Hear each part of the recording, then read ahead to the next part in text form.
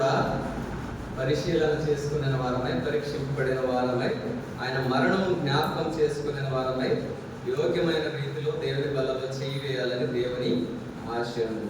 కాబట్టి 1 కొరింథీయులకు రాసిన పత్రిక 11వ అధ్యాయము 23వ వచనం నుంచి కొన్ని వచనములు మనం మార్చి చదువుకొని మన హృదయంలో కూడా పరిశీలన చేసుకున్న వారమై, వాక్యపు వెలుగులు మనం కూడా యోగ్యమైన రీతిలో దేవుని బలలో చేయి వేయడం కాదు. 1 కొరింథీయులకు రాసిన పత్రిక 11వ అధ్యాయము 23వ వచనం నుంచి కొన్ని వచనాలు మనం కూడా మార్చి చదువుకున్నాం. ఒక వచనం నేను చదువుతాను, ఒక వచనం మీరు చదవండి. నేను మీకు అప్పగించిన దానిని ప్రభు వల్ల పొందితిని. ప్రభు అయిన యేసు తాను అప్పగింపబడిన రాత్రి ఒక రొట్టెను ఎత్తుకొని కృతజ్ఞతాస్తుతులు చెల్లించి విడిచి, నీ కొరకైన నా శరీరము నన్ను జ్ఞాపకం చేసుకున్నట్టుగా నేను చేయడని చెప్పాను. ఆ ప్రకారమే భోజనమైన పిమ్మట ఆయన పాత్రను ఎత్తుకొని, ఈ పాత్ర నా రక్తం వలన కృత నిబంధన, మీరు దీనిలోని త్రాగునప్పుడెల్లా నన్ను జ్ఞాపకం చేసుకున్నట్టుకై దీన్ని చేయడానికి చెప్పాను. ప్రభు వచ్చిన వరకు ఆయన మరణంలో ప్రచురించదు. కాబట్టి ఎవడు అయోగ్యంగా ప్రభు యొక్క రొట్టెను తినను లేక ఆయన పాత్రలోనిది త్రాగునో వాడు ప్రభు యొక్క శరీరమును గూర్చియు ఆయన రక్తమును గూర్చియు అపరాధి అగును. కాబట్టి ప్రతి మనుషుడు తను పరీక్షించుకోవాలి, అలాగూ చేసి ఆరోగ్యం తిని ఆ పాత్రను త్రాగును. ప్రభు శరీరమును వివేచక తిని త్రాగువాడు తనకు శిక్షావిధి కలుగుటకే తిని త్రాగుచున్నాడు. చాలా మంది విమర్శించుతున్నారు. అయితే మనలను మనమే విమర్శించుకుని ఎడల తీర్పు పొందకపోదుము.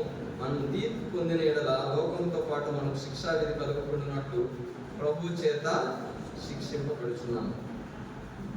వాక్య సహాయం కొరకు ప్రార్థన చేస్తున్నాం. మిగిలిగా ఉపయోగించిన మా ప్రియపంలో ఉండండి. తిరిగి మరొకసారి చేరి వస్తున్నాం. అదే కాలంలో చూడడానికి కూడా మాకు కూడా సహాయం చేసినందుకు, ఈ యొక్క ఆత్మను ఆయన ప్రభావ మా మధ్య ఉంచినందుకు తెలుసుకుంటున్నాం. ఆరాధన సహాయం దయచేశారు. ఇప్పుడు ఆత్మని ఆరాధించడం ప్రభావ ఎవరైతే నేను ఆరాధించలేని వారు ఉంటే వారు కూడా కోరుకొని ఆయన ప్రభావ ప్రార్థన చేసినప్పుడు కూడా నేను కూడా మీ శరీరంలో రక్తంలో పాల్గొనగా ఆయన ప్రభావ నేను కూడా ఈ యొక్క మరణం జ్ఞాపకం చేసుకునేవారుగా, ఆయన ప్రభావ అలాగే ఈ యొక్క మరణము ప్రచురం చేసేవారుగా, పరీక్షించుకునేవారుగా, విమర్శించుకునేవారుగా, లోకంతో పాటు శిక్షాన్ని కలుగకుండా ఆయన ప్రభావ నీ చేత శిక్షింపబడి ఆయన ప్రభావ మేము కూడా సన్మార్గంలోకి వచ్చి నీకు మహిమ తెచ్చేవారుగా మమ్మల్ని కూడా సంసిద్ధపరచమని ప్రార్థన చేస్తున్నాం. నిలబడే నేను కూడా ఆయనను అపాత్రను ఎన్నిక లేని వాడను, దీనులను, దరిద్రులను, ఆయన ప్రభావ ఏ మంచి స్థానం లేని వాడను, కూర్చున్న వారి కంటే అర్హుడను ఆయన ప్రభావ ఒప్పుకొచ్చున్నాను. పైకి ఏమైనా సహాయం చేస్తేనే తప్ప వచ్చివాడను పట్టివాడను ఒప్పుకొచ్చున్నాను. అనుకోని పట్టుకొని 7 అంతల ఆత్మ పట్టుకొని ఆయన ప్రభావ మేము కూడా బలం చేయకుండా కావాల్సిన వాక్యలేఖను కూడా దయచేస్తున్నామని సమస్త ఘనత మహిమ ప్రభావం మీకే చెల్లిస్తూ మా ప్రభువును రక్షకుడైన యేసుక్రీస్తు వారి అతి శ్రేష్టమైన నామమున మిక్కిలి వినయముతో ప్రార్థించి అడిగి వేడుకొంచున్నాం తండ్రి. ఆమేన్. కాబట్టి ప్రతి వారం కూడా ఆయన బలలో చేవేసే మనము ప్రతి వారం కూడా మన యొక్క వాక్యలేఖన భాగములను చదివే వారముగా, వినే వారముగా, పరీక్షించుకునే వారముగా, జ్ఞాపకం చేసుకునే వారముగా, పరీక్షించుకునే వారముగా, విమర్శించుకునే వారముగా ఉన్నాం కదా. మొదటిగా ఏం జ్ఞాపకం చేసుకోవాలంటే ఆయన యొక్క మరణమును మనము జ్ఞాపకం చేసుకోవాలి. కాబట్టి చెప్పగా చాలాసార్లు చెప్పాను, యేసుక్రీస్తు ప్రభువారు ఆయన శరీరములో మనం కూడా పొందక పూర్వము ఆయన ఎందుకు జన్మించారు, ఈ లోకములో ఆయన పుట్టడానికి గల కారణం ఏమిటి, ఎందుకు జన్మించారు, ఎందుకు మరణించారు, ఎందుకు సమాధి చేయబడ్డారు, ఎందుకు పునరుత్థానుడయ్యాడు, ఎందుకు పరలోకానికి వెళ్ళారు, ఎందుకు మళ్ళీ తిరిగి వస్తున్నారు అనే విషయాలు అన్నిటిని కూడా జ్ఞాపకం చేసుకోవాలి. జ్ఞాపకం చేసుకోవడం అంటే అంతే.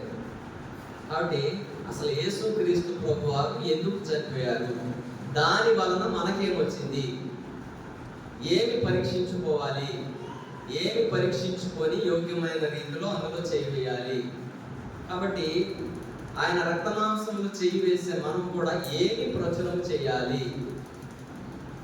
కాబట్టి వీటన్నిటిని కూడా ప్రతి వారం కూడా మనము చూసుకుంటున్నాం, కానీ పరీక్షించుకుంటున్నాం, జ్ఞాపకం చేసుకుంటున్నాం. కాబట్టి మొదటిగా ఆయన మరణమును జ్ఞాపకం చేసుకోవాలి, తర్వాత ఆయన మరణమును ప్రచురం చేయాలి, తర్వాత పరీక్షించుకోవాలి, తర్వాత విమర్శించుకోవాలి. కాబట్టి ఈరోజు మన వాక్య ధ్యానం కొరకై నిర్గమాకాండము 12వ అధ్యాయము 11వ అధ్యాయం 11వ వచనం.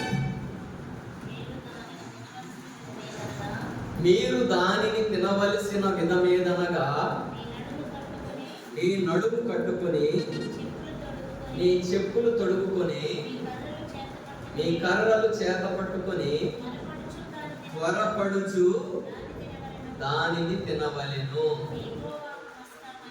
అది యెహోవాకు పస్కా బలి. ఇది నాకు తెలిసి ఆల్రెడీ వాక్యం ఒకసారి చెప్పాం. ఎంతమంది విన్నారో, ఎంతమందికి జ్ఞాపకం ఉందో నాకు తెలియదు. విన్నారా ఇదే వాక్యం? కాబట్టి దేవుడు మరి రాత్రి కాలంలో బలవర్తమాన్ని ఏం తీసుకోవాలి అని ప్రార్థన చేసినప్పుడు దేవుడు మళ్ళీ ఇదే వాక్యంను చెప్పాలని ప్రేరేపణ వచ్చింది. కాబట్టి మనం కూడా ఆయన బలంలో చేయలేకపోవడము ఏ విధముగా మనము పరీక్షించుకోవాలి, ఏ విధముగా జ్ఞాపకం చేసుకోవాలి, కాబట్టి ఏ విధముగా ఆయన మరణమును ప్రచురం చేయాలనే కొన్ని విషయాలు ఇందులో నుంచి మనం కూడా చూసుకొని పరీక్షింపబడిన హృదయములతో మనం కూడా యోగ్యమైన రీతిలో ఆయన బలంలో చేయవేయాలని దేవుని ఆశ. మీరు దానిని తినవలసిన విధానం ఏదనగా మీ నడుము కట్టుకొని, ఏంటంట? నడుము కట్టుకొని మనము దానిని భుజించే వారంగా ఉండాలి. నడుము కట్టుకొని భుజించటం ఏంటి? మీ నడుము కట్టుకొని, మీ చెప్పులు తొడుగుకొని, మీ కర్రలు చేత పట్టుకొని త్వరపడుచు దానిని తినాలి. కాబట్టి మొదటి సంగతి ఏంటంటే మీ నడుము కట్టుకొని. ఎఫెసీయులకు రాసిన పత్రిక 6వ అధ్యాయము 14వ వచనము చదవండి. ఎఫెసీయులకు రాసిన పత్రిక 6వ అధ్యాయము 14వ వచనం. ఏమిటి నడుము కట్టుకొని దానిని ఎందుకు భుజించాలి అనే విషయాన్ని మనం కనుక చూస్తే, ఎలాగనగా మీ నడుమునకు సత్యమును గట్టి కట్టుకొని, నీతియను మైమరుపు తొడుక్కొని, పాదములకు సమాధాన వలనైన సిద్ధ మనసు అను జోడు తొడుగుకొని నిలవబడుడి. చాలు. ఇక్కడ చూసుకున్నట్లయితే మొదటి సంగతి ఏంటంటే, ఎలాగనగా మీ నడుమునకు సత్యమును దట్టి కట్టుకొని. సత్యం అనే దట్టి. దట్టి అంటే ఏంటి? దట్టి నడుముకు కట్టుకునే దట్టి అంటే ఏంటి? ఏం కట్టుకుంటాం నడుముకి? తాడు కట్టుకుంటామా? ఎలగలేదా? ఏం కట్టుకున్నాను ఇక్కడ? అది నడుముకు నాకు సత్యమను దట్టి అంట. సాధారణంగా ఈ బెల్ట్ ఎప్పుడు ధరిస్తారు? ప్యాంట్ లూజ్ ఉన్నప్పుడు, జారిపోయినప్పుడు కిందకి జారకుండా కరెక్ట్గా ఉంటుంది, చేసిన ఇన్షర్ట్ కరెక్ట్గా ఉండడానికి బెల్ట్ ధరిస్తారు. కాబట్టి సత్యమను దట్టి ధరించడం అంటే ఏంటి? మనం వేసుకున్నది ఏంటి? రక్షణను వస్త్రం కదా. మన రక్షణ వస్త్రమును మనం కోల్పోకుండా ఉండాలి అంటే సత్యమను దట్టిని ధరించుకోవాలంట. మన యొక్క జీవితంలో ఈ సత్యమైన జీవితము, నిజమైన జీవితం లేకపోతే మనం ఏం కోల్పోతాం? ఈ రక్షణ వస్త్రము జారిపోతుంది. కాబట్టి సత్యమును దట్టి మీ నడుమును కట్టుకొని, అంటే సత్యమును దట్టిని కట్టుకొని దేవుని ఆరాధించు వారు ఆత్మతోనూ సత్యముతోనూ ఆరాధించాలి.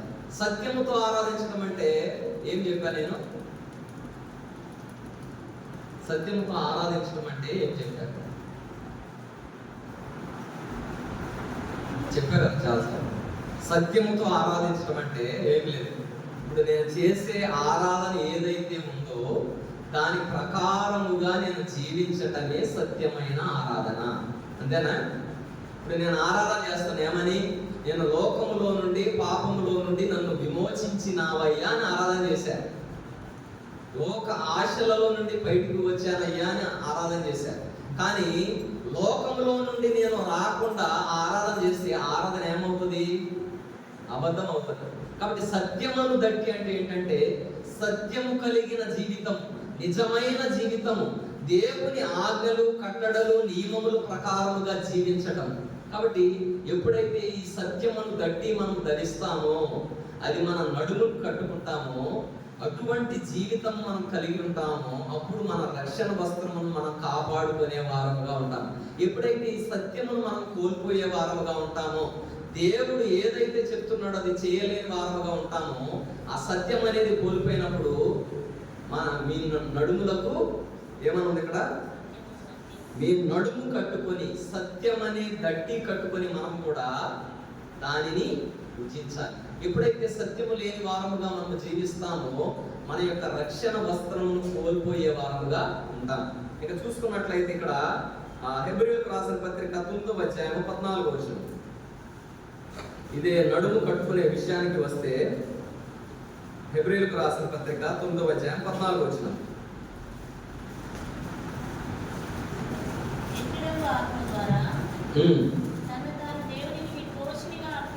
తను తాను దేవునికి నిర్దోషినిగా అర్పించుకొనిన క్రీస్తు యేసు రక్తము నిర్జీవ క్రియలను విడిచి జీవము గల దేవుని సేవించుటకు నీ మనస్సాక్షిని ఎంతో ఎక్కువగా శుద్ధి చేయదు. కాబట్టి దేవునికి నిర్దోషినిగా అర్పించుకొనిన క్రీస్తు యొక్క రక్తము నిర్జీవ క్రియలను విడిచి జీవము గల దేవుని సేవించుటకు. కాబట్టి మనం కూడా నిర్జీవమైన క్రియలను విడిచిన వారముగా ఉన్నామా? నిర్జీవ క్రియలను విడిచి ఏముంది అక్కడ? విడిచి జీవము గల దేవుని సేవించుటకు నీ మనస్సాక్షిని ఎంతో ఎక్కువగా శుద్ధి చేయదు. కాబట్టి మనం కూడా నిర్జీవ క్రియలు అంటే ఏంటి? నిర్జీవము, జీవము లేని క్రియలు అంటే ఏంటి? జీవము ఉండదు వాటిలో, దేవునికి మహిమ ఉండదు అందులో. మనం చేసే క్రియల ద్వారా, మనం జీవించే జీవితము ద్వారా, మన నడువడి ద్వారా, మన మాటల ద్వారా, మన చూపుల ద్వారా, మన క్రియల ద్వారా. కాబట్టి నిర్జీవ క్రియలను విడిచిన వారముగా ఉన్నామా? సత్యం అనే దట్టిని మనం ధరించిన వారముగా ఉన్నామా? ఇంకా చూసుకున్నట్లయితే 1 పేతురు 1:13 వైపు మాట ఉంది. 1 పేతురు 1:13 చదవండి. కాబట్టి మీ మనస్సు అను నడుము కట్టుకొని నిబ్బరమైన బుద్ధి గలవారై యేసుక్రీస్తు ప్రత్యక్షమైనప్పుడు మీకు తేబడు కృప విషయమై సంపూర్ణ నిరీక్షణ కలిగి ఉండుడి. కాబట్టి ఈ నడుము కట్టుకోవటం అంటే ఏమిటంటే ఏంటి? ఈ నడుము దేనికి సాదృశ్యముగా ఉందంటే మీ మనస్సు అను నడుము కట్టుకొని. ఏంటంట నడుము కట్టుకోవటం అంటే? నడుము దేనితో పోల్చబడిందంటే మనస్సుతో పోల్చబడింది. మనస్సును మనం కంట్రోల్ చేసుకోలేకపోతే, మన నడుము ఏ విధముగా అయితే తిన్నగా లేకపోతే మనం నుంచోలేమో, మనము కూడా ఆత్మీయముగా స్థిరముగా నిలబడలేము. కాబట్టి నడుము కట్టుకోవడం అంటే ఏంటంటే మనస్సు అను నడుము కట్టుకొని. కాబట్టి ఇక్కడ సామెతల గ్రంథంలో మంచి మాట ఉంటుంది. 16వ అధ్యాయము 16:32.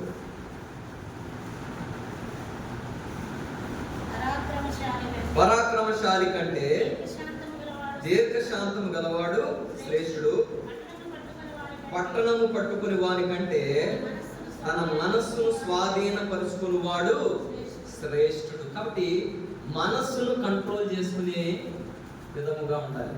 ఈ లోకంలో చాలా ఉన్నాయి. మనసును స్వాధీనం చేసుకుంటానికి ఏమంటారు కానీ యోగా చేస్తేనంట మన స్వాధీనంలోనికి మనం వస్తామంట. It's very difficult to control our mind, our thoughts, our thinking. అంటే మనుషుని యొక్క తలంపులను కంట్రోల్ చేయడం చాలా కష్టం కదా. ఒకసారి చాలా బలహీనంగా ఉన్నప్పుడు, మీరు పర్సనల్ ఎక్స్పీరియన్స్ ఉందో లేదో నాకు తెలియదు కానీ నా ఎక్స్పీరియన్స్ చెప్తాను.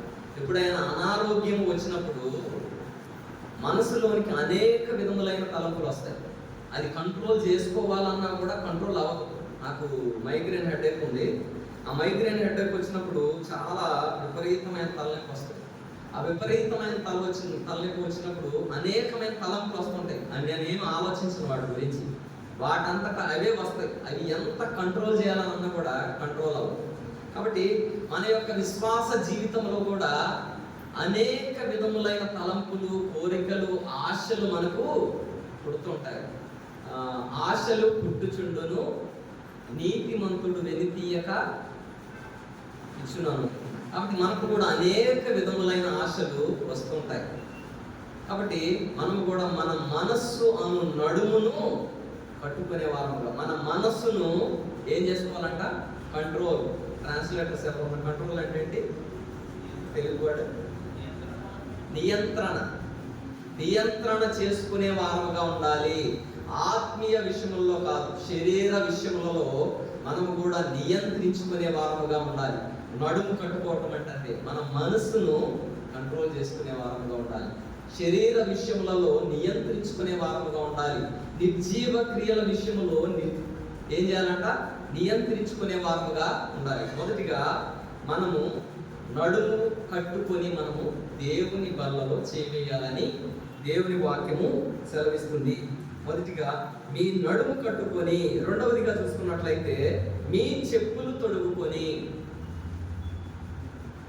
తొడుగుకొని తినాలంట. ఏంటి చెప్పులు? 6:14 ఉందంట, చదువు. చెప్పులు తొడుక్కొని దేవుని బల్ల తీసుకోవటం అంటే ఏంటిది?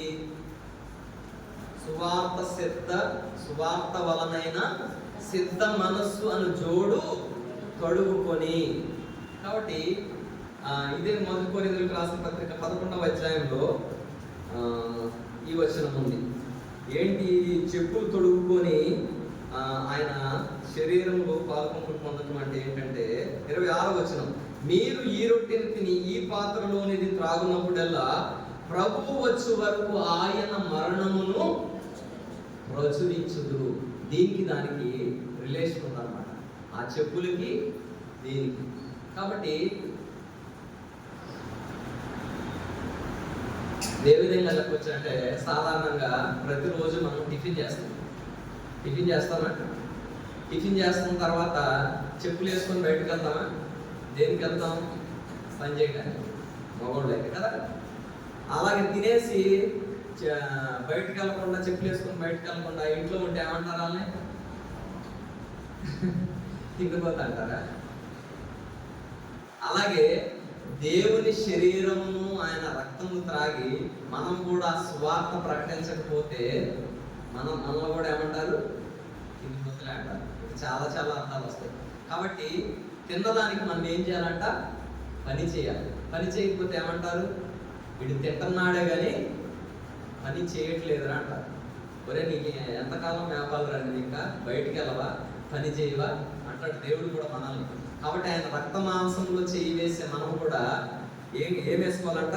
చెప్పులు తొడుగుకొని ఆయన కోసము మీరు సర్వలోకమునకు వెళ్ళి సర్వ సృష్టికి సువార్త ప్రకటించుడి.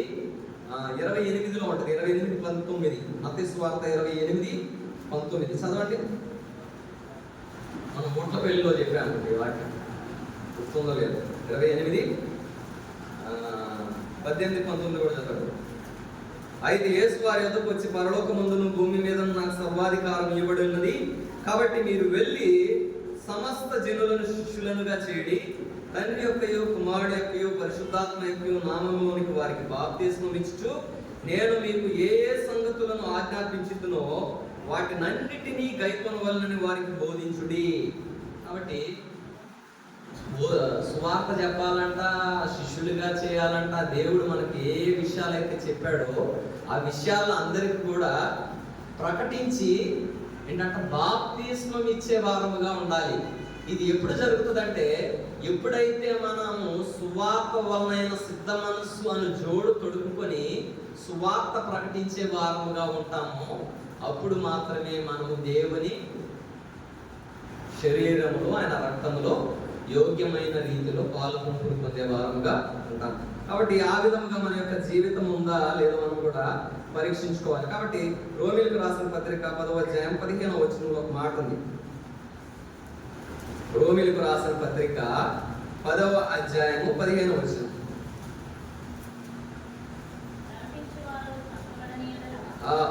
ప్రకటించు వారు పంపబడని ఎడల ఎట్లు ప్రకటించుదురు? ఇందు విషయమై ఉత్తమమైన వాటిని కూర్చిన సువార్త ప్రకటించు వారి ఎంతో సుందరములైనవి. కాబట్టి ప్రకటించు వారు పంపబడని ఎట్లు ప్రకటించురు? కాబట్టి దేవుడు మనల్ని ప్రకటించమని పంపాడు, కానీ మనం ప్రకటిస్తున్నామా? ప్రకటించే వారముగా ఉన్నామా? ఇది ఏ విధముగా ఉంటుందంటే, ఒక ఇద్దరు భార్య భర్తలకు పెళ్ళైన తర్వాత వాళ్ళకి ఒక పిల్లోడు పుట్టాడు. చక్కగా పాలు తాగాడు. ఒక 5 సంవత్సరాలు వచ్చి పెద్ద అవుతున్నాడు. చక్కగా పాలలో నుంచి భోజనంలోకి వచ్చాడు. భోజనం కూడా తింటున్నాడు. కానీ అమ్మ అన్నట్ల నాన్న అన్నట్ల మోగోడు అనమాట. వాడి వల్ల ఏమన్నా తల్లిదండ్రులకు ఉపయోగం ఉందా? పిల్లలు ఉన్నారా మీకంటే? ఉన్నాడయ్యా మాకు పెద్ద పిల్లోడు 13 సంవత్సరాలు, కానీ అమ్మ అనడు నాన్న అన్నాడు. పేరుకైతే ఉన్నాడు, కుమారుడైతే ఉన్నాడు. కాబట్టి మనం కూడా దేవుని సన్నిధికి వచ్చి ఆయనను ఆరాధించకపోయినా, ఆయన సువార్తను ప్రకటించకపోయినా మన పరిస్థితి కూడా ఏ విధంగా ఉంటుందంట? ఉంటాం పేరుకి. జీవించుచున్నావు అన్న పేరు మాత్రం ఉన్నది, కానీ నీవు మృతుడవే.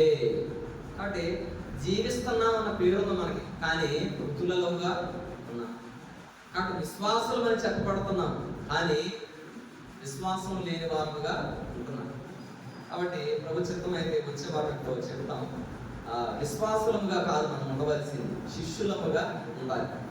ఒట్లపల్లిలో చెప్పాను అనుకుంటా, శిష్యుల గురించి చెప్పానా? ప్రభు చిత్తం అయితే ఇక్కడ కూడా చెప్పాలి, ఇది నీకు మెసేజ్. కాబట్టి రెండవది ఏ విధముగా మనము పాల్పొందులు పొందాలంట? చెప్పులు తొడుగుకొని. ఏంటి చెప్పులు అంటే? సువార్త వలనైన సిద్ధ మనసు అని జోడు తొడుగుకొని మనము కూడా సువార్త ప్రకటించే వారముగా, ఆయన మరణమును ప్రకటించే వారముగా ఉండాలని దేవుని ఆశ. కాబట్టి సువార్త ప్రకటిస్తున్నామా? ఆయన మరణమును ప్రచురిస్తున్నామా? దేవుని ఆరాధించే వారముగా ఉన్నామా? మనము కూడా పరీక్షించుకోవాలి. మొదటి సంగతి ఏంటంట? మనస్సును నడుము కట్టుకునే వారము ఉన్నామా? సత్యం అనే దట్టి ధరించుకున్న వారముగా మనం ఉన్నామా? రెండవదిగా ఆయన మరణమును ప్రచురించే పాదములు మనం కలిగి ఉన్నామా? చెప్పులు తొడుక్కొని సిద్ధమైన మనసు కలిగిన వారముగా మనం ఉన్నాం. మూడవదిగా చూసుకున్నట్లయితే మీ కర్రలు చేత పట్టుకొని ఏంటంట? ఎలాగ భుజించాలంట? కర్రలు చేత పట్టుకొని. కర్ర దేనితో పోల్చబడినది? దేవుని వాక్యముతో పోల్చబడింది. కాబట్టి ఎందుకు కర్రలు చేత పట్టుకోవాలంటే, మొదటి సంగతి ఏంటంటే, ఎందుకు ఈ విషయము ఇశ్రాయేలీకి చెప్పబడిందంటే, సాధారణంగా ఇశ్రాయేలీలు గొర్రెల కాపరులు అంట. ఏంటంట? గొర్రెల కాపరు. గొర్రెలకు కాపరులకు ఏదైనా ఆసరా, దేని మీదైనా ఆధారపడాలి అంటే ఆ కర్ర మీద ఆధారపడతారు. దేనికి? ఏదైనా వచ్చి ఆ గొర్రెలను ఏమంటారు? అటాక్ చేసిందనుకో. అటాక్ ఇంగ్లీష్ నాకు తెలుగు వర్డ్స్ రాట్లా. అటాక్ అంటే ఏంటి? దాడి. ఎప్పుడైనా గొర్రెల మీదకి వచ్చి ఏదైనా సింహము కానీ ఎలుగుబంటి కానీ ఏదైనా దాడి చేయడానికి వచ్చినప్పుడు గొర్రెల కాపర్లు ఏం వాడతారంట? ఈ కర్రను వాడతారు. కాబట్టి కర్రలు చేత పట్టుకొని అంటే ఏంటంటే, సాతాను కూడా అనేక విధములుగా మన పైన దాడి చేయటానికి విజృంభిస్తూ ఉంటాడు. మీ విరోధి అయిన సాతాను గర్జించు సింహం వలె ఎవరిని మృంగుదునా అని వెదకుచూ తిరుగుతున్నాడు. కాబట్టి దేవుని వాక్యము మన దగ్గర లేకపోయినా, దేవుని వాక్యం మన హృదయంలో లేకపోయినా మనం కూడా ఏమైపోతామంట? సాతాను యొక్క వలలో పడిపోయే వారంగా ఉంటాం. కాబట్టి మొదటి సంగతి ఏమిటంటే, యెషయా గ్రంథము 41వ అధ్యాయము 13వ వచనం. ఏంటంటే దేవుని వాక్యము మీద మనం ఆధారపడే వారముగా మనం ఉన్నామా? ఇంగ్లీష్ ఏ విధంగా చెప్పబడిందంటే, are you dependent on God for everything? ప్రతి దాని విషయమై నీవు దేవుని మీదే ఆధారపడి జీవించే వాడవుగా ఉన్నావా? దేవుని బలలో చేయవేసి నీవు నేను ప్రతి విషయంలో కూడా దేవుని మీద ఆధారపడుతున్నామా? లేకపోతే మన స్వంత జ్ఞానంతో కానీ, మన స్వంత శక్తితో కానీ, మన స్వంత తలంపులతో కానీ, మన ధనము మీద కానీ, మన ఆస్తి మీద కానీ, మన అంతస్తు మీద కానీ, లేకపోతే మన బంధువుల మీద కానీ మనం ఆధారపడే వారముగా ఉన్నామా?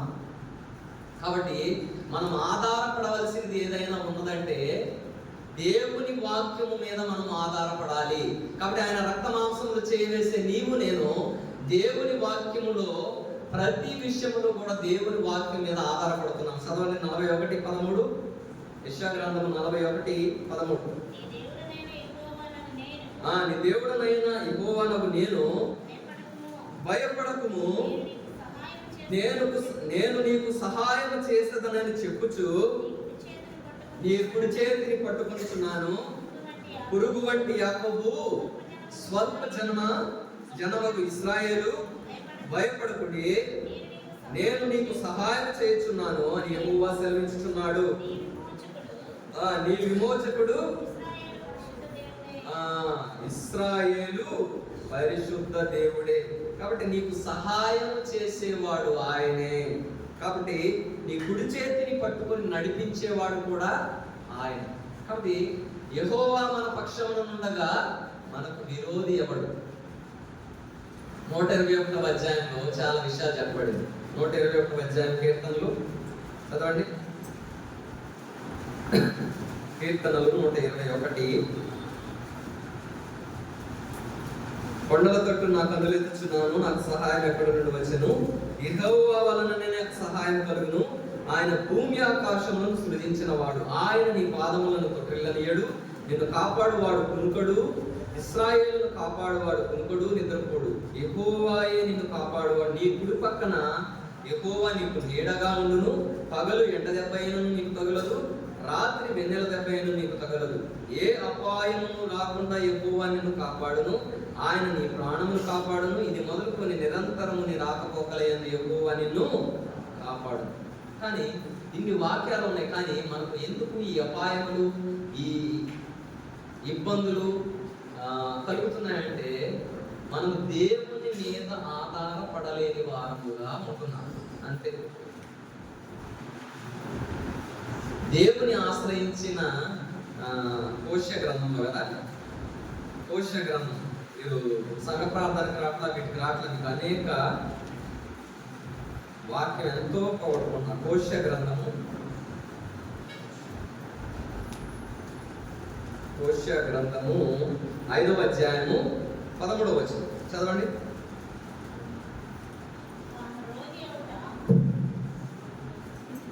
చదవక. తాను రోగి అవుట ఎఫ్రాయిము చూచెను, తన గుండు కలుగుట యూదా చూచెను.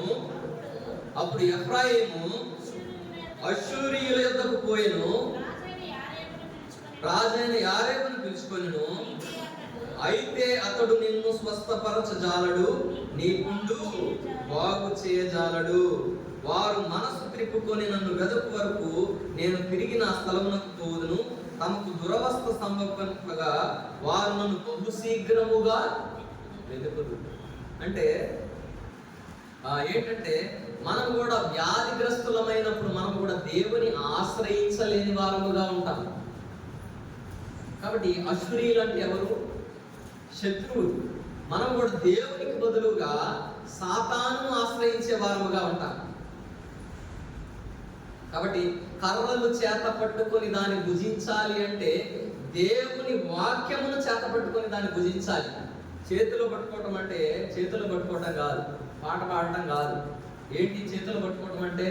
హృదయంలో భద్రం చేసుకొని వాక్య ప్రకారముగా జీవించి, 1 కొరింథీయులకు రాసిన పత్రికలో దేవుని వాగ్దానములు ఎన్ని అయినను అవి అన్నీ అవునన్నట్టుగానే ఉన్నాయి, కానీ మనం కానన్నట్టు చేసేసుకుంటాం. దేవుని వాగ్దానములు నమ్మలేని వారముగా ఉంటాం. దేవుని మీద విశ్వాసము చూపలేని వారముగా ఉంటాం.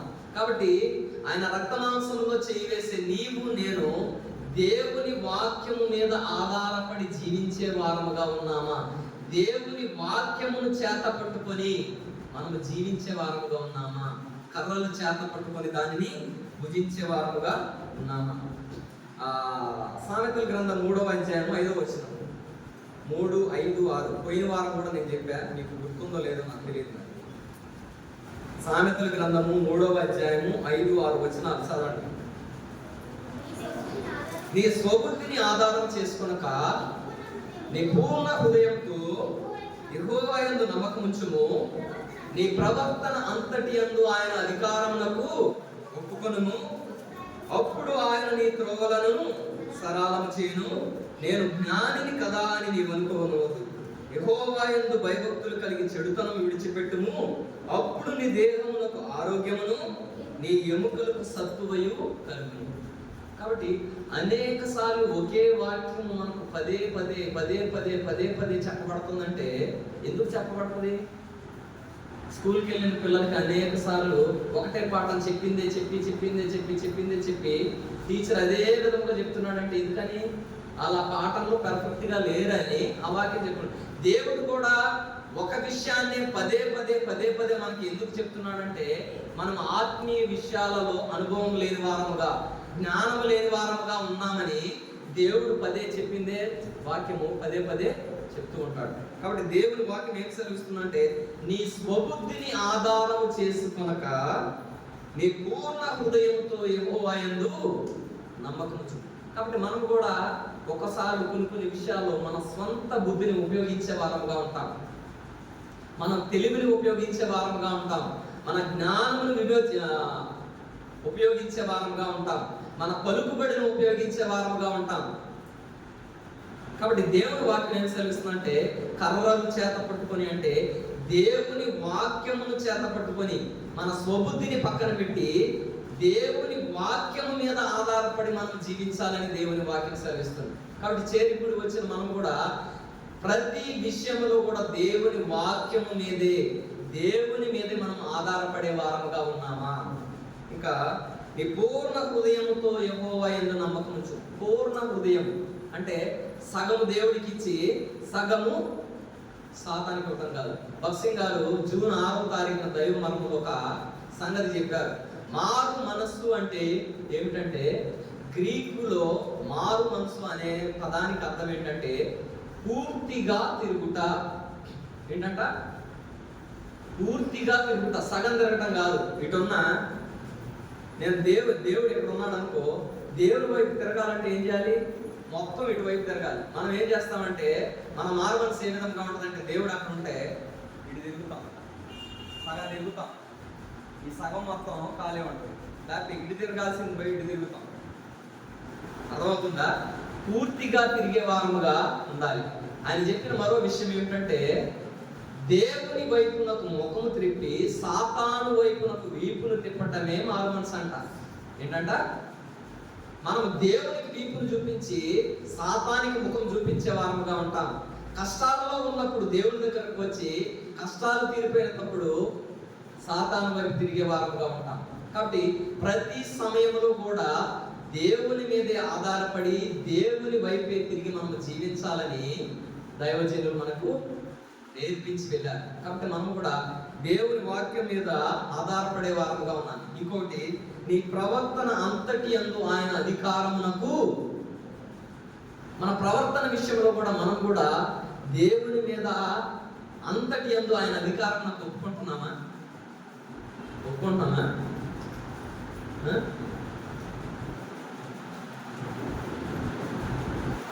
Who is the head of the family అంటే ఎవరు? Who is the head of the family? ఫాదరా? కాదు, మదర్. నీకు పెళ్ళవ్వాలి కదా, నీకు తెలియదు, పెళ్ళాక తెలుసు. Who is the head of the family అంటే ఫాదర్ కాదు, మదర్. పురుషుడు కాదు, స్త్రీ. అవునా? ఎంతమంది ఒప్పుకుంటారు? డౌట్ ఉందా? కాబట్టి ఆయన యొక్క శిరసత్వము కిందకు మనకు రావాలి. ఎఫెసీయులకు రాసిన పత్రిక ఒక్కొక్కటి మరి లింక్ అలాగా వచ్చేస్తాను, నేనేం చేయలేను. ఎఫెసీయులకు రాసిన పత్రిక 5వ అధ్యాయము 23వ వచనం చదవండి.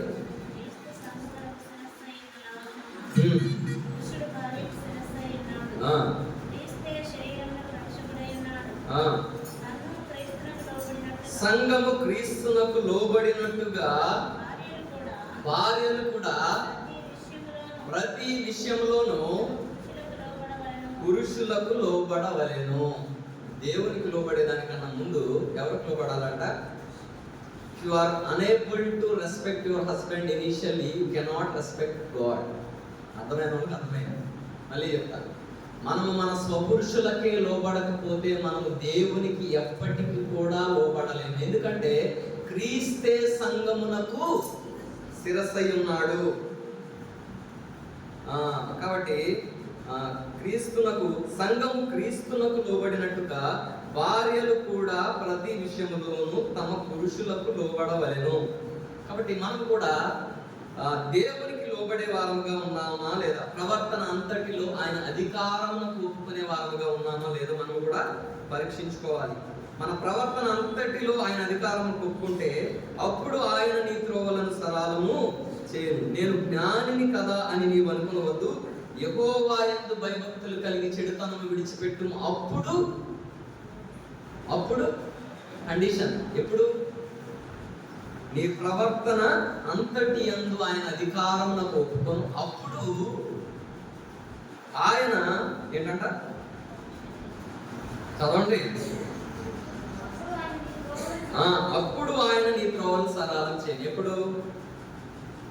ప్రవర్తన అంతటి యందు ఆయన అధికారం ఒప్పుకుంటే మనం ఏదైతే త్రోవలలో వెళ్ళాలనుకుంటున్నామో, ఏవైతే ప్రయత్నాలు చేయాలనుకుంటున్నామో ఆయన మన త్రోవలను సరళం చేసేవాడుగా ఉంటుంది. ఇంకొకటి, యెహోవా యందు భయభక్తులు కలిగి చెడుతనము విడిచిపెట్టుము. అప్పుడు నీ దేహమునకు ఆరోగ్యమును, నీ ఎముకలకు సత్తువయు కలుగును. కాబట్టి రెండవదిగా చెడుతనమును విడిచిపెట్టాలి. ఆరోగ్యం కావాలి అంటే చెడుతనం విడిచిపెట్టాలి. చెడుతనం విడిచిపెట్టనంత వరకు కూడా మనకు ఆరోగ్యం ఉండదు, ఎముకలకు సత్తువ కూడా ఉండదు. కాబట్టి ప్రతి ఒక్కరు కూడా ఎవడు అయోగ్యముగా తీసుకుంటాడో వారు చాలా మంది ఏమైపోతున్నారంట? బలహీనులను, రోగులను చాలా మంది నిద్రిస్తున్నారు. కాబట్టి మనం కూడా ఎందుకు బలహీనులం అయిపోతున్నాము, ఎందుకు రోగులం అయిపోతున్నాము, ఎందుకు నిద్రిస్తున్నాము అంటే అయోగ్యముగా పాల్గొంటూ పొందే వారంగా ఉంటున్నాము. మన ప్రవర్తన అంతటి విషయంలో ఆయన అధికారమునకు కింద రాని వారముగా ఉంటున్నాము. మన స్వబుద్ధిని ఆధారం చేసుకొని జీవించే వారముగా ఉంటున్నాం. అందుకని మనం కూడా విషయాలలో వైఫల్యం చెందే వారముగా ఉంటాం. దేవుని మన మూడో విషయం ఏం చెప్పి కర్రలు చేత పట్టుకొని దానిని భుజించాలి. Listening to the word and wandering. Proverbs 2:1-11.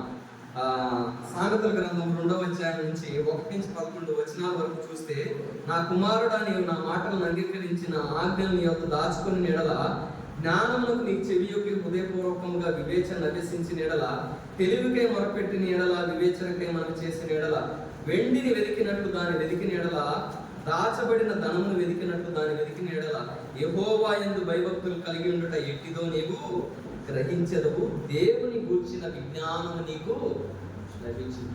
కాబట్టి కర్రలు చేత పట్టుకొని అంటే ఏంటంటే దేవుని వాక్యమును చేత పట్టుకొని. మరి ప్రతి వారం పాడేస్తున్నాను పాట. ఏం పాట? ఎవరైతే పొద్దున బైబిల్ చదివారో చేయబట్టుకోండి, ఎవరైతే వారం అంతా చదివారో బైబిల్ ఎక్కండి, తర్వాత అందరూ ఏ అవసరం లేదు కాబట్టి అందరూ. కాబట్టి దేవుని వాక్యము చదివే వారంగా ఉండాలి. దేవుని వాక్యం చదివితేనే దేవుడు మనతో మాట్లాడతాడు. దేవుడు మనతో మాట్లాడితేనే సమయమును బట్టి, సందర్భమును బట్టి ఆ వాక్యం మనతో, మన హృదయంలో ఈ సమయమునకు కావలసిన వాక్యము ఆ సందర్భంలో దేవుడు మనతో మాట్లాడతాడు. కాబట్టి దేవుని వాక్యము మీద ఆధారపడి జీవించాలని దేవుని వాక్యము సెలవిస్తుంది. కాబట్టి Deuteronomy 5:33, ద్వితీయోపదేశకాండము 5వ అధ్యాయము 33వ వచనం చదవండి. ముగించేస్తా, అయిపోయింది. ద్వితీయోపదేశకాండము 5వ అధ్యాయము 33వ వచనం.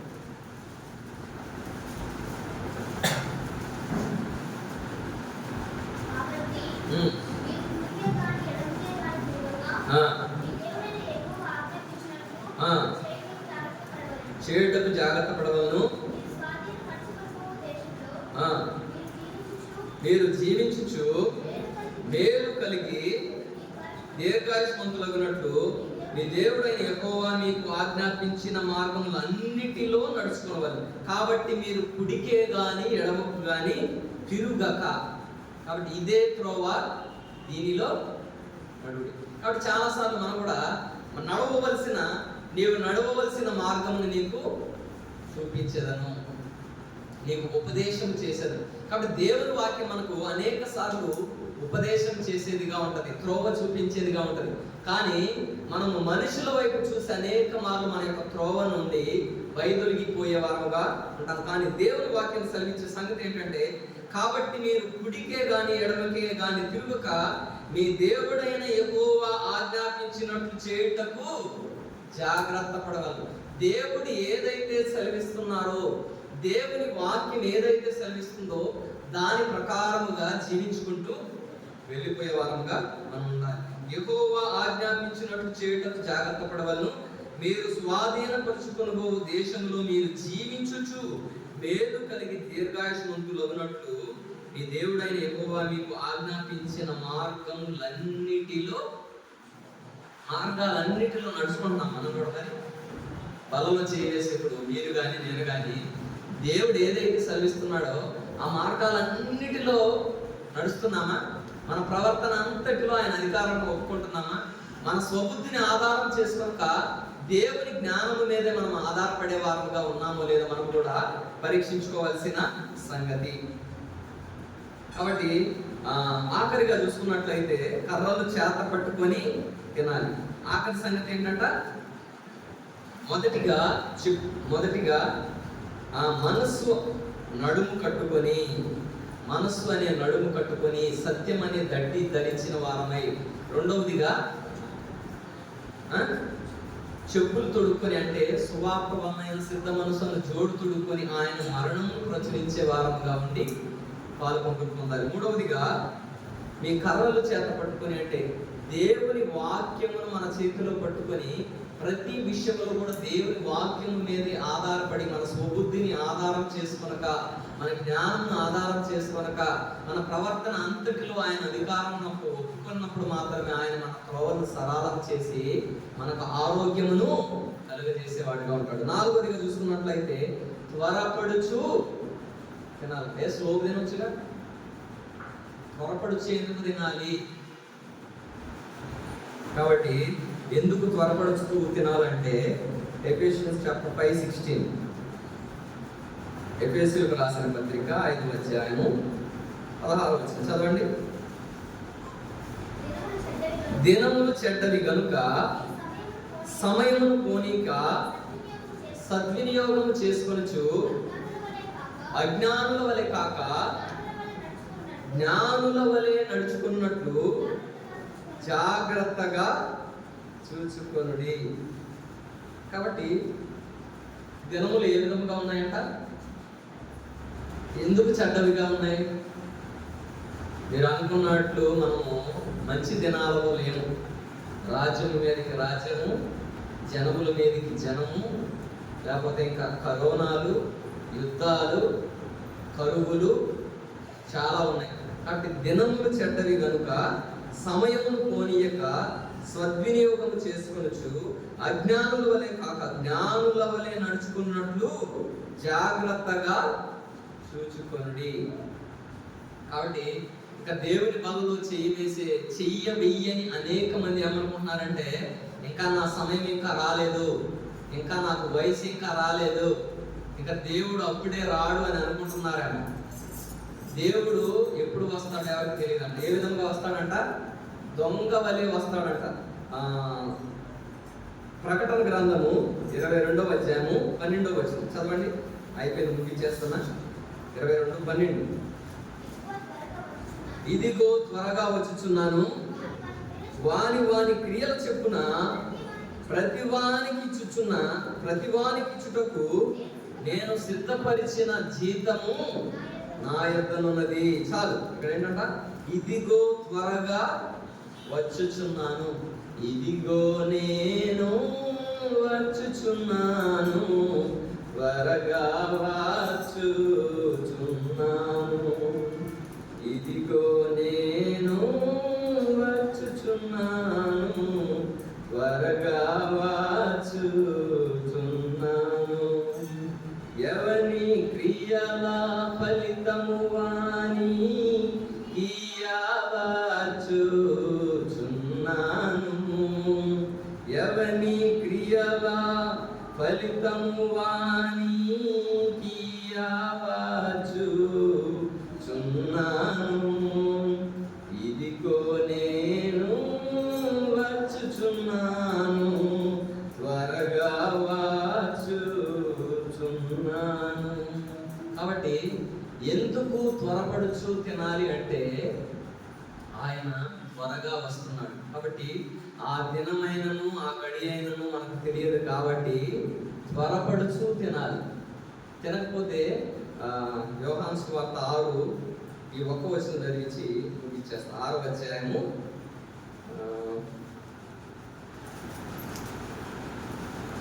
54 నుంచి 3 వచనాలు చదవండి.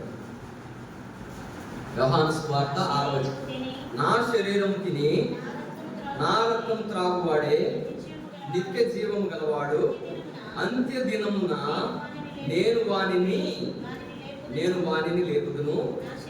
నా శరీరము నిజమైన ఆహారమును, నా రక్తము నిజమైన పానమునై ఉన్నది.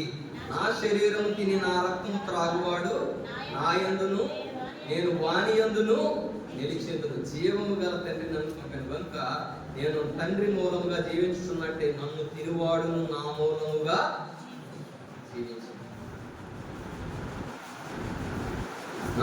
ఇదే పరలోకం నుండి దిగి వచ్చిన ఆహారము.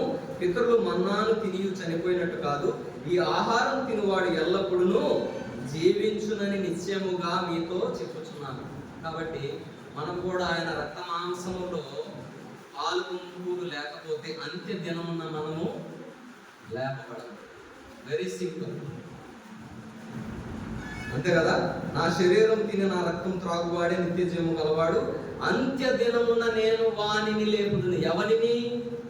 ఎవడైతే నా శరీరం తింటాడో నా రక్తం త్రాగుతాడో వానిని మాత్రమే నేను అంత్య దినమున లేపుతాను. వాడు మాత్రమే నిత్య జీవము గలవాడు. కాబట్టి ఎవరెవరైతే దేవుని రక్తంలో ఆయన శరీరంలో పాలు పంపులు పొందని వారిగా ఉన్నారో అంత్య దినమున వారు లేపబడరు. కానీ దేవుని వాక్యం సెలవిచ్చే సంగతి ఏంటంటే త్వరపడుచు తినాలి. సమయం ఉండగానే ఇది ఏ సమయము పాట వచ్చారు. ఇది ఏ సమయంబు రండి రక్షణ పొందండి, ఇక సమయము లేనండి, రండి యేసుని చేరండి.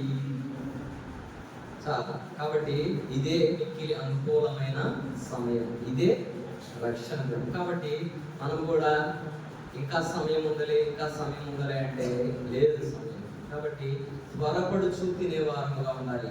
మన నడుమును కట్టుకోనాలి. మొదటిగా మన మనస్సు అను నడుమును కట్టుకోనాలి. రెండవదిగా చెప్పులు తొడుక్కొని అంటే ఆయన మరణమును ప్రకటించే వారముగా, ఆయన సువార్తను ప్రకటించే వారముగా.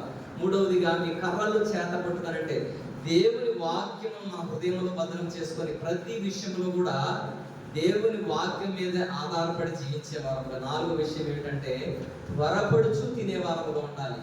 ఆ దినము ఆ గడియ ఎప్పుడో మనకు తెలియదు కాబట్టి సిద్ధపాటు కలిగి ప్రతి వారం కూడా ఆయన మరణ భూస్థాపన పునరుత్థానంలో మనము పాల్గొంటూ పొందే వారం ఉండాలని దేవుని ఆశ. అటువంటి జీవితం దేవుడు మనందరికీ దయచేయనుగా. వాక్యపు వెలుగు కూడా మనం కూడా మన యొక్క హృదయంలో పరిశీలన చేసుకున్న వారమై ఈ 4 విషయాల్లో యోగ్యమైన రీతిలో దేవుని బల్లలో ఆయన రక్తంతో చేయవేయాలని దేవుని ఆశ. అటువంటి జీవితం దేవుడు మనకు దయచేయనుగా. ఆమేన్.